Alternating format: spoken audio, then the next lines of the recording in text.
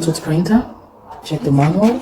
Open the side. It has its printing label. There, I got one extra. It's all set. I would have to download the NIIMBOT application. So I tell you guys, this portable printer is working without ink.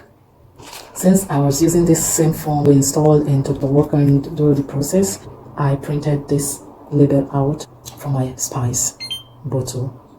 That's turmeric. I hope you can see it clearly. So what's the price? It's perfect. Thumbs up.